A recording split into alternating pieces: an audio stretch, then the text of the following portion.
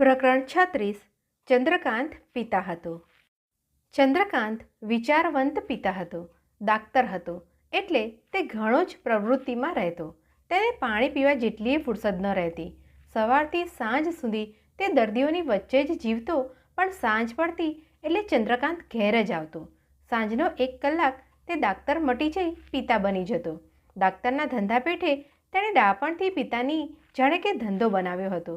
Doctor તરીકે જેમ તે આપેલો સમય ચૂકતો નહીં, તેમ તે બાળકો સાથે બેસવાનો કે ફરવાનો સાંજનો સમય ચૂકતો જ નહીં. દર્દીને તે બહુ કાળજીથી સાચવતો અને પોતાનું કામ ફતેહમંદ કરવા તે અભ્યાસ અને અનુભવ વધારતો.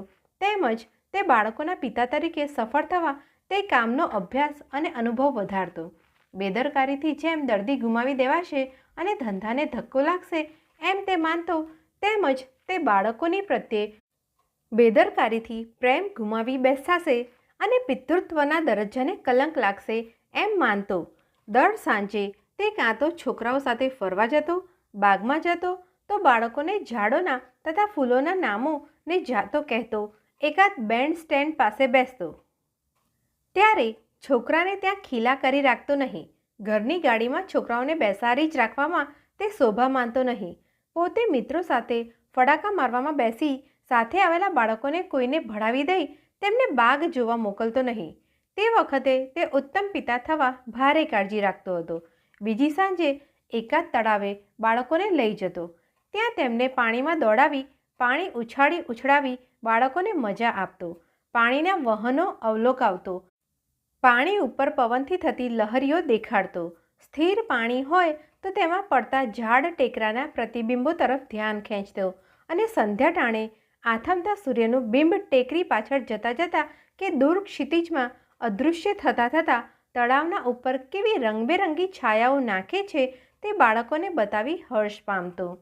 સાંજ, સૂર્યાસ્ત, સંધ્યાના બદલાતા રંગોના તળાવના પાણીમાં પડતા પડછાયા, કુદરતની શોભા અને સમૃદ્ધિ વગેરે વચ્ચે બાળકોને ઊભા રાખી કુદરતની ભવ્ય ગંભીર છાપ તેમના અંતર ઉપર પડવા દેતો. વળી ત્રીજી સાંજે બાળકોને જનસમૂહના દર્શન કરાવતો.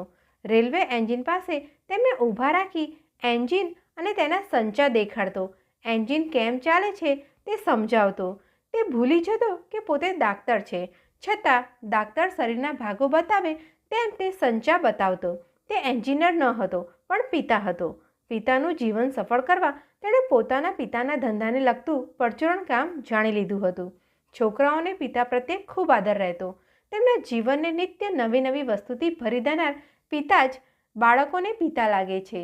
ઘણા બાળકોને પિતા ફોજદાર લાગે છે, ઘણાને તે વકીલ લાગે છે, ઘણાને તે ડાક્ટર લાગે છે, ઘણાને દુકાનદાર વાણીઓ લાગે છે, ઘણાને તે મહેતાજી લાગે છે.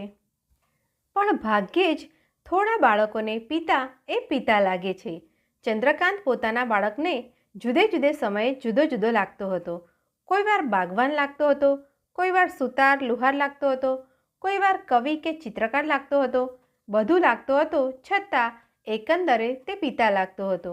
બાળકોના મન પર એવી છાપ પડતી હતી કે અમારા બાપા છે, પિતા છે. ચંદ્રકાંત ડાક્ટરના બાળકો ભાગ્યશાળી હતા, કેમ કે તેમને પિતા સાંપડ્યો હતો. પોતે પણ ભાગ્યશાળી ગણાય, કેમ કે પોતે પિતા થઈ શક્યો હતો.